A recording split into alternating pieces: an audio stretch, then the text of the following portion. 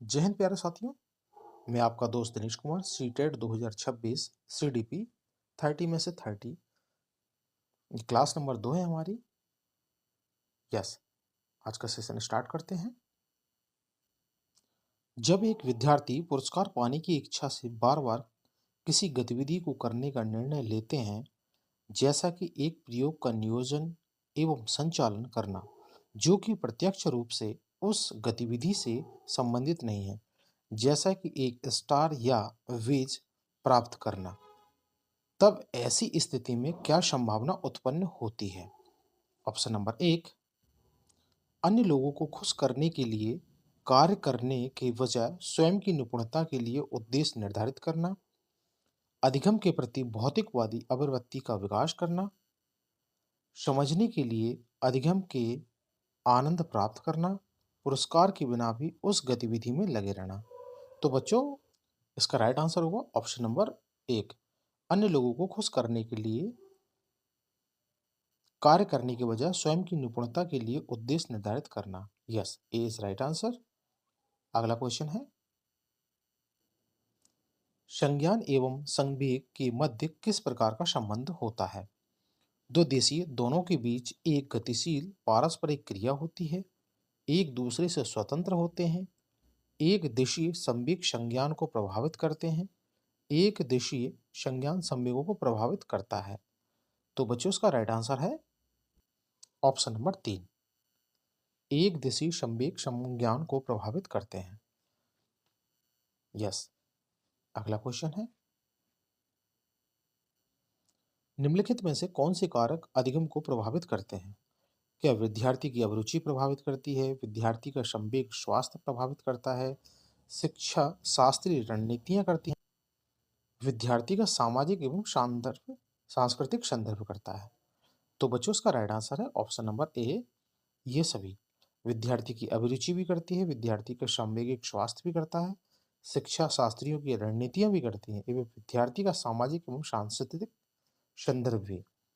तो ये आपका ए इज राइट आंसर है। अगला क्वेश्चन है, निम्नलिखित में से क्या ज्ञान की सार्थक संरचना की प्रक्रिया का एक महत्वपूर्ण पहलू है? यस, ऑप्शन नंबर ए, उद्दीपन प्रतिक्रिया का संबंध है, सामाजिक पारस्परिक क्रियाएं हैं, लगातार अभ्यास करना तथा बार बार रट्टा मारना है, पुरस्कार व दंडित करना है। तो मित्रों, इसका सही आंसर है सामाजिक पारस्परिक अंतःक्रिया। यस। आपका नेक्स्ट क्वेश्चन है, बाल्य अवस्था की अवधारणा से क्या अभिप्राय है? यह विभिन्न सांस्कृतिक संदर्भों में सार्वभौमिक रूप से समान होती हैं। यह बच्चों शून्य से शुरुआत करते हैं और उनके गुण पूरी तरह से परिवेश के द्वारा निर्धारित किए जाते हैं। समकालीन सामाजिक संरचनावादी मनोवैज्ञानिकों के अनुसार यह एक सामाजिक संरचना है। यह है कि बच्चे दुष्ट रूप से पैदा होते हैं और उन्हें सभ्य बनाया होता है। तो मित्रों, इसका सही आंसर है ऑप्शन नंबर 2। यह है कि बच्चे शून्य से शुरुआत करते हैं और उनके गुण पूरी तरह से परिवेश के द्वारा निर्धारित किए जाते हैं। Yes, B is right answer. अगला क्वेश्चन है, निम्नलिखित में से कौन सी मध्य बाल अवस्था की विशेषता है? अधिगम मुख्य रूप से संवेदी एवं चालाक गतिविधियों द्वारा घटित होता है। शारीरिक वृद्धि एवं विकास बहुत तेज गति से होता है। अमूर्त रूप से सोचने तथा वैज्ञानिक तर्क का प्रयोग करने की योग्यता विकसित होती है। बच्चे तार्किक एवं मूर्त रूप से सोचना प्रारंभ कर देते हैं। तो ये मध्य बाल अवस्था की अवस्था के बारे में पूछा गया है दोस्तों। तो इसका राइट आंसर है ऑप्शन नंबर 4, बच्चे तार्किक एवं मूर्त रूप से सोचना आरंभ कर देते हैं। यस। अगला क्वेश्चन है, परिवार एवं पास पड़ोस बच्चों के सामाजिककरण की कौन सी अवस्था है? द्वितीयक एजेंसियां हैं, मनोवैज्ञानिक एजेंसियां हैं, प्राथमिक एजेंसियां हैं, या मध्य एजेंसियां हैं? तो बच्चों, इसका सही आंसर है ऑप्शन नंबर 3, प्राथमिक एजेंसियां हैं। परिवार एवं आस पास पड़ोस बच्चे की प्राथमिक एजेंसियां हैं। यस। अगला क्वेश्चन है, वाइगोत्स्की के अनुसार जब एक वयस्क बच्चे के निष्पादन के वर्तमान स्तर को सहयोग द्वारा विस्तारित करता है तो उसे क्या कहते हैं? अंतः व्यक्तिनिष्ठता, खोजपूर्ण अधिगम, समीपस्थ विकास का क्षेत्र, पाड़ा या ढांचा। तो बच्चों इसका सही आंसर है ऑप्शन नंबर 2, खोजपूर्ण अधिगम। यस, दूसरा है आपका राइट आंसर है। अगले क्वेश्चन पे चलते हैं। नूर विद्यालय में अपना लंच बॉक्स भूल गई तथा यह कहते हुए तान्या से उसका लंच साझा करने के लिए कहा, तुम्हें आज अपना लंच मेरे साथ साझा करना चाहिए क्योंकि कल मैंने तुम्हारे साथ अपना लंच साझा किया था। लॉरेंस कोलवर के नैतिक विकास के सिद्धांत के अनुसार नूर का कथन रिक्तस्थान अभिविन्यास प्रारूप को रिक्तस्थान अवस्था पर दर्शाता है।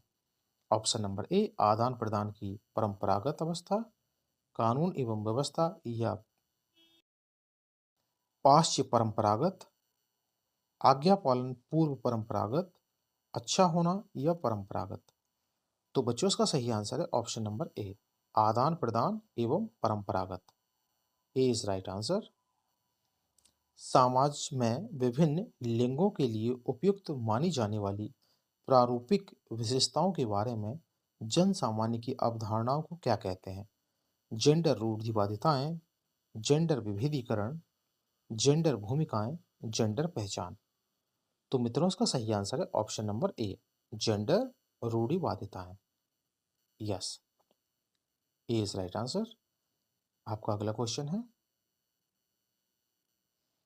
हाल ही में पाठ्यचर्या में ऐसी कहानियों को शामिल करने के लिए विवेकशील प्रयास किया गया जिसमें पिता घर के कार्यों में लगा रहता है और माता साहसी गतिविधियों को करती है।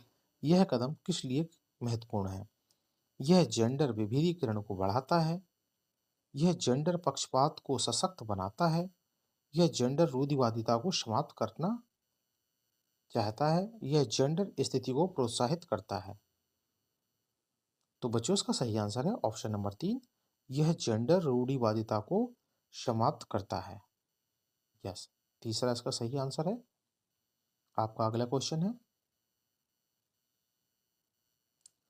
हार्वर्ड गार्डनर के बहुबुद्धि सिद्धांत के अनुसार तार्किक गणितीय बुद्धि वाले एक व्यक्ति की क्या विशेषता हो सकती है? ऑप्शन नंबर 1, पैटर्न को खोजने की एक तर्क की लंबी श्रृंखला को हल करने की क्षमता और संवेदनशीलता, ध्वनि, ताल तथा शब्दों के अर्थ के प्रति संवेदनशीलता, दृश्य स्थानिक परिवेश को सटीक रूप से ग्रहण करने की योग्यता, संगीत में अभिव्यक्तियों के आवाज के स्तर, ताल एवं सौंदर्य प्रयोग गुणों को उत्पन्न करने एवं प्रशंसा करने की योग्यता।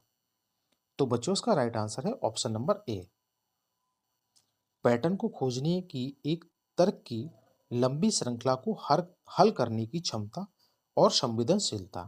तो इसका पहला आंसर सही है। यस, अगला क्वेश्चन है आपका, जीन पियाजे के संज्ञानात्मक विकास के सिद्धांत के अनुसार परिकल्पित निगमनात्मक तर्क किस अवधि में विकसित होती है? अमूर्त संक्रियात्मक अवस्था में होती है, संवेदी चालक अवस्था में होती है, पूर्व संक्रियात्मक अवस्था में होती है, मूर्त संक्रियात्मक अवस्था में होती है। तो मित्रों इसका सही आंसर है ऑप्शन नंबर ए अमूर्त संक्रियात्मक अवस्था।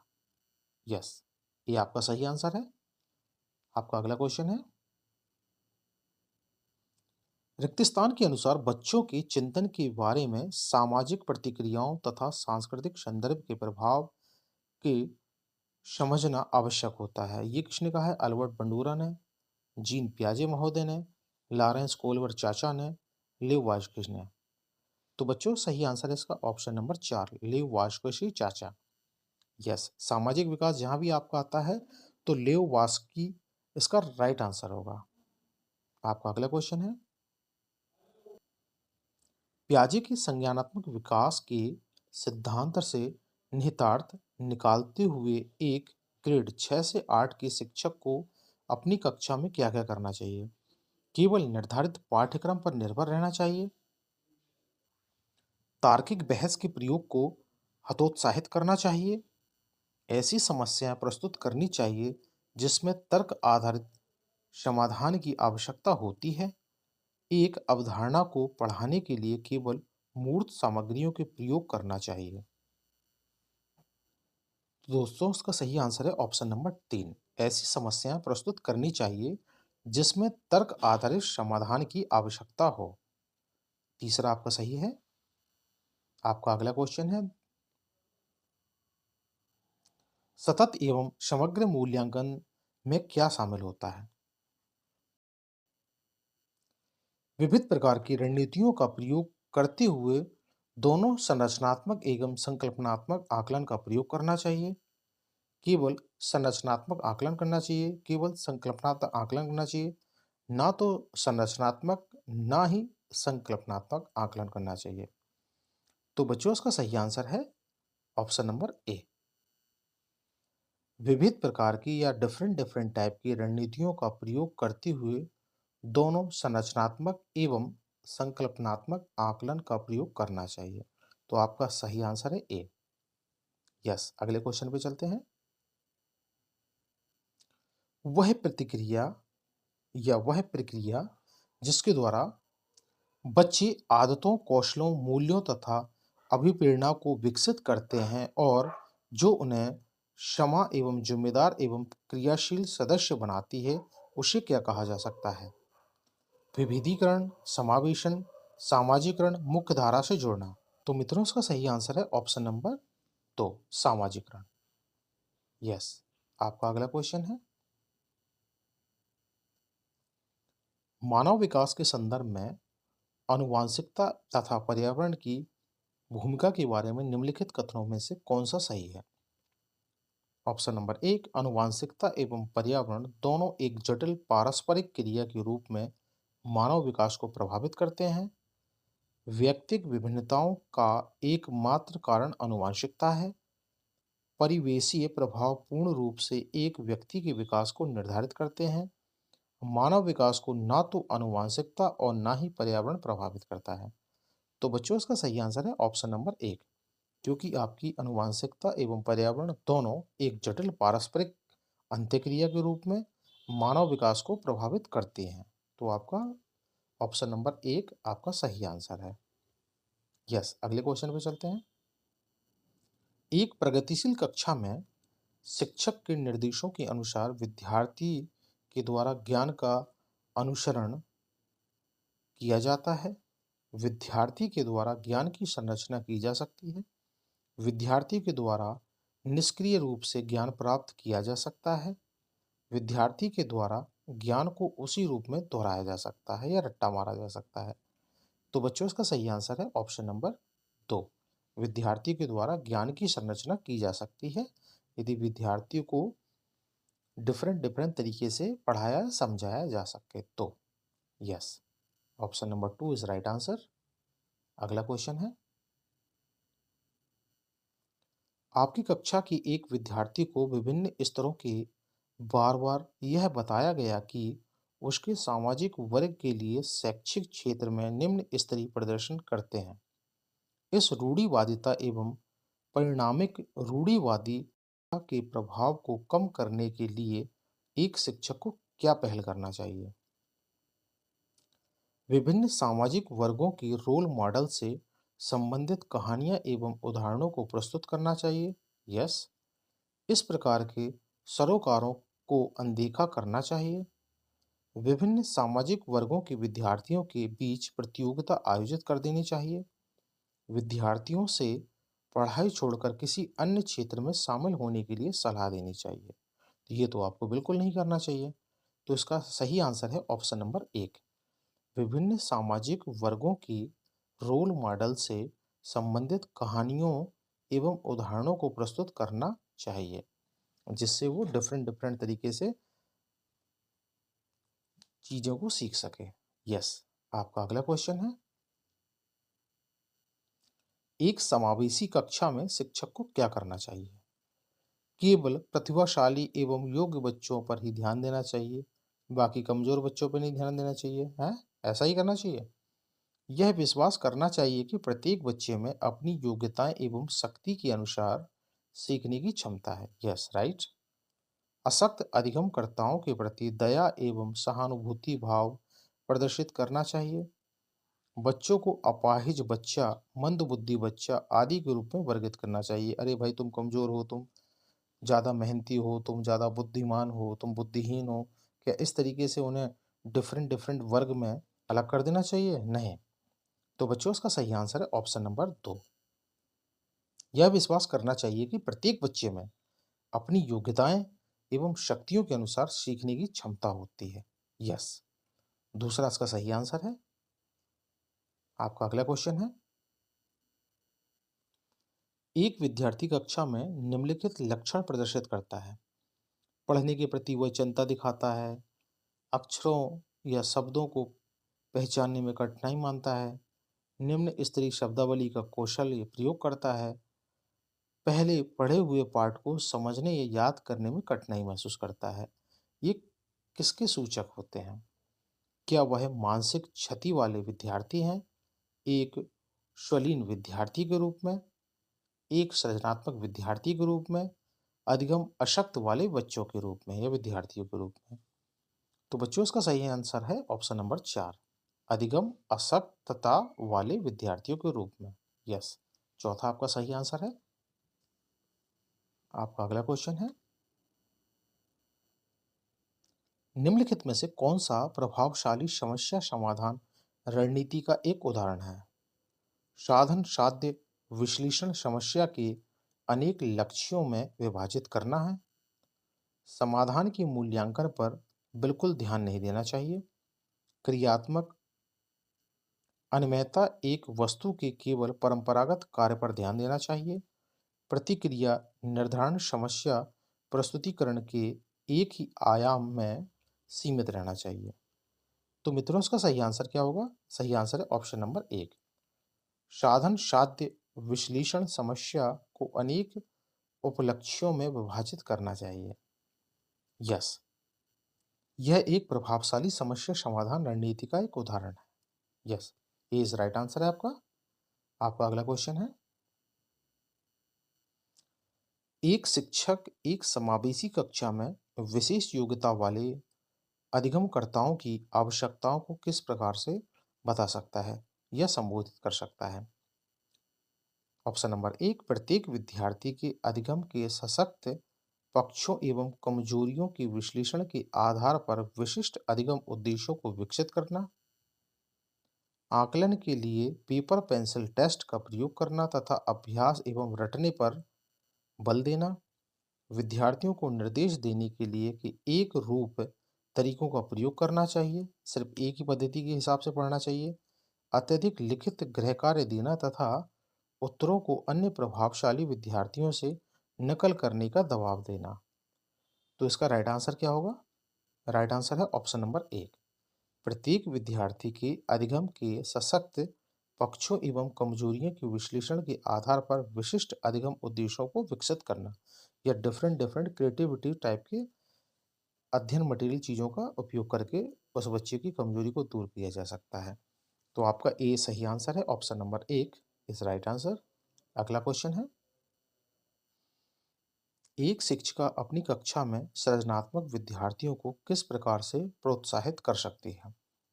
क्या विद्यार्थियों को जोखिम लेने एवं चुनौतियों का सामना करने के लिए हतोत्साहित कर सकती है, अपसारी चिंतन पर बल दे सकती है, अभिसारी चिंतन को हतोत्साहित करके, अनेक परिक्षेपियों को प्रोत्साहित करके तथा मूल्य विचारों को महत्व दे करके? तो बच्चों, इसका सही आंसर है ऑप्शन नंबर 4, अनेक परिक्षेपियों को प्रोत्साहित करके तथा मूल्य विचारों को महत्व दे करके। तो आपका चौथा राइट आंसर है। यस, अगला क्वेश्चन है आपका, निम्नलिखित में से कौन सा कारक कक्षा में सार्थक अधिगम का पक्ष लेता है? विषय वस्तु, विषय तथा बच्चों की संपूर्ण कुशल एवं अधिगम के प्रति सच्चा सरोकार रखना चाहिए, बच्चों को पढ़ने के लिए अभिप्रेरित करने हेतु परीक्षणों की संख्या को बढ़ा देना चाहिए, बच्चों को पढ़ने के लिए अभिप्रेरित करने हेतु पुरस्कारों को बढ़ावा देना चाहिए, निर्देश के लिए केवल व्याख्यान विधि को अपनाना चाहिए। तो मित्रों इसका सही आंसर है ऑप्शन नंबर 1। विषय वस्तु, विषय तथा बच्चों की संपूर्ण कुशल एवं अधिगम को बढ़ावा देना चाहिए। Yes, A is right answer. आपका अगला क्वेश्चन है, बच्चे अनेक घटनाओं के बारे में सहजानुभूति सिद्धांत की संरचना करते हैं। इस पृष्ठभूमि में एक शिक्षक को क्या करना चाहिए? बच्चों को इन विचारों के लिए डांटना चाहिए क्योंकि ये विचार उनके शिक्षण में हस्तक्षेप करते हैं। संवाद के द्वारा बच्चों को इन अवधारणाओं को चुनौती देनी चाहिए। बच्चों के इन विचारों को खारिज कर देना चाहिए। बच्चों के विचारों एवं सिद्धांतों को अनदेखा कर देना चाहिए। ये तो बिल्कुल भी नहीं करना चाहिए। तो राइट आंसर है इसका दोस्तों ऑप्शन नंबर दूसरा। संवाद के द्वारा बच्चों को इन अवधारणाओं को चुनौती देनी चाहिए। यस, नंबर दूसरा इसका सही आंसर है। आपका अगला क्वेश्चन है दोस्तों, निम्नलिखित में से कौन सी शिक्षण अधिगम के लिए एक प्रभावशाली शिक्षण प्रणाली नहीं है?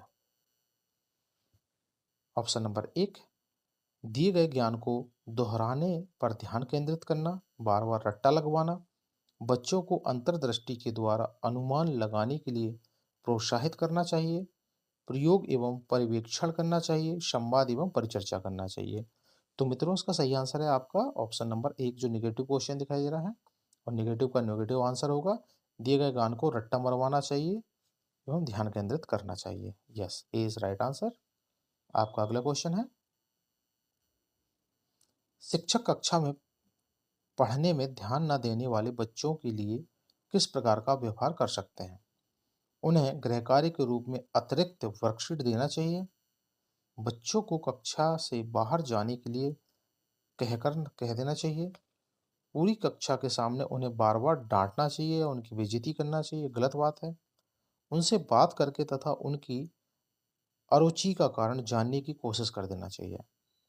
तो मित्रों इसका सही आंसर है ऑप्शन नंबर 4, उनसे बात करके तथा उनकी अरुचि का कारण जानने की कोशिश करना चाहिए, जिससे उनकी अक्षमता के बारे में जानकारी होगी।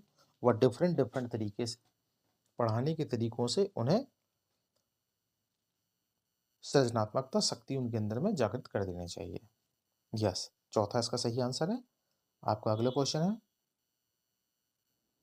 संरचनावादी उपागम बताता है कि के लिए अत्यंत आवश्यक है ज्ञान की संरचना जानने की, यंत्रबद्ध याद करवाना चाहिए विद्यार्थी का पूर्व ज्ञान, अनुबंध एवं दंड। तो मित्रों उसका सही आंसर है ऑप्शन नंबर दूसरा, विद्यार्थियों का पूर्व ज्ञान। यस, ये आपका राइट आंसर होगा। आज इतने ही क्वेश्चन थे, ये 30 एंड 30 का। आई होप यू आप लोगों को सेशन काफ़ी अच्छा लगा होगा। राधे रानी की कृपा से आप सभी लोग वो आपकी तैयारी काफ़ी अच्छी चल रही होगी। आई होप यू आप सब लोग पास होंगे। यस, आज का सेशन यहीं पे समाप्त करते हैं। So thank you very much. Please यदि आपको मेरा यह प्रयास अच्छा लगा है तो एक गुरुदक्षिणा समझ के एक लाइक और एक सब्सक्राइब जरूर करें। यह कमेंट बॉक्स में आप बताएं कि क्लास कैसी लग रही है। Yes, okay. जय हिंद दोस्तों, राधे राधे। मिलते हैं अगली क्लास में।